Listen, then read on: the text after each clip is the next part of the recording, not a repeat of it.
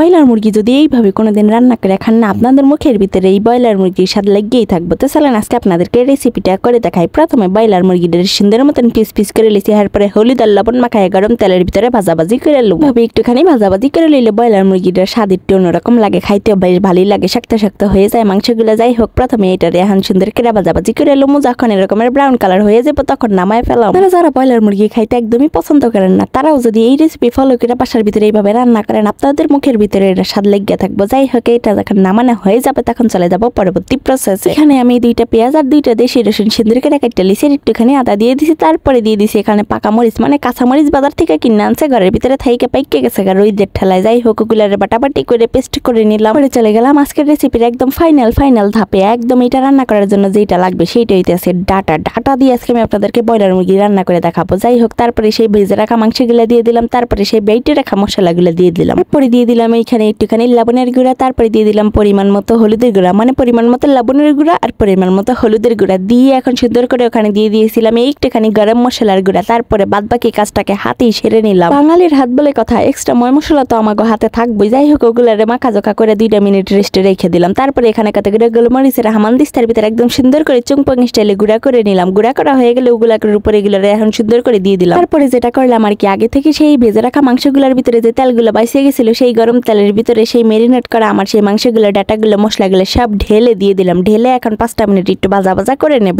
চুলার আঁচটাকে মিডিয়ামে রেখে সুন্দর করে 5টা মিনিট ধৈর্য সহকারে ভাজা করে নেবেন। মশলা যত কষাবেন তরকারির স্বাদ তত বেশি পাবে না। এই অবস্থায় মশলাটাকে একটু ভালো করে কষিয়ে তারপরে সেই মেরিনেট করা যে বাটিটা ছিল, সেই বাটিটা ধুয়ে সুন্দর করে পরিমাণ মতো পানি দিয়ে দেবো গাইজ। এখানে কিন্তু আর পানি টানি কোনো কিচ্ছু দেবো না, এখন খালি ঢাকনা দিয়ে ঢেকে এই রান্নাটাকে কমপ্লিট করে ফেলতে হবে। আর মাঝে মাঝে এসে একটু নাড়াচাড়া দিতে হবে। বিশ্বাস করবেন না গাইজ, 5টা মিনিট ঢাকনা দিয়ে ঢেকে থুয়ে দিয়েছিলাম। একটু পরে আইয়ার পরে নাড়াচাড়া গুতাগুতি দিয়ে দিই যে ডাটা এত সুন্দর হয়ে সেদ্ধ হয়েছে, পুরো সেদ্ধ হয়ে ফেলফেলা হয়ে গেছে। মাঝে ডাটা কিনে আনি ওইগুলো সেদ্ধই হইতেছে না, কিন্তু এই ডাটাটা খুবই ভালো ছিল। যাই হোক, তারপরে একখানা টমেটো কেটে দিয়ে তারপরে ঢাকনা দিয়ে ঢেকে রেখে দিলাম আবারও 5টা মিনিটের জন্য। একটু পর এসে আবার নাড়াচাড়া দিয়ে তারপর তরকারিটাকে উঠিয়ে ফেলবো। তো গাইজ, আমার কিন্তু ডাটা দিয়ে ব্রয়লার মুরগির রেসিপিটা পুরাই কমপ্লিট হয়ে গেছে। আপনাদেরকে এবার এর স্বাদের কথা না বললেই নয়, এটার যে কি স্বাদ, এটার স্বাদ যদি জানতে চান তাহলে জীবনে একবার হলেও এটাকে ট্রাই করবেন। এবার রান্না বান্না শেষ করে গোসল করতে চলে গিয়েছিলাম গাইজ। যে গোসল করে এসে তারপরে খেয়ে দিয়ে আপনাদেরকে সুন্দর একটা চামলাক করে রিভিউ দিয়ে দেখাবো, কিন্তু গোসল করে এসে দেখি সবার খাওয়া দাওয়া প্রায় শেষ। যাই হোক, তারপরে আমি ঝটপট খাওয়া দাওয়া করতে শুরু করে দিলাম। আবার একটুখানি লেবু নিয়ে নিলাম। আমার আবার লেবুর রসের থেকে লেবুর খোসাই অনেক বেশি পছন্দ। আমার মতো কারা কারা লেবুর খোসা দিয়ে ভাত খাইতে পছন্দ করেন তারা কিন্তু কমেন্টে আমাকে অবশ্যই জানায় যাবেন। আর রেসিপিটা ভালো লাগলে কিন্তু অবশ্যই বাসায় ট্রাই করবেন। রেসিপিটা দেখতে যদি ভালো নাও লাগে তাও বাসায় ট্রাই করবেন, কারণ এটা স্বাদ যদি আপনি না খান কখনোই বুঝতে পারবেন না গাইজ। তো যাই হোক, আজকের মতো চলে যাচ্ছি। ভিডিওটা ভালো লাগলে লাইক, কমেন্ট, শেয়ার করতে একদমই ভুলবেন না। আল্লাহ হাফেজ।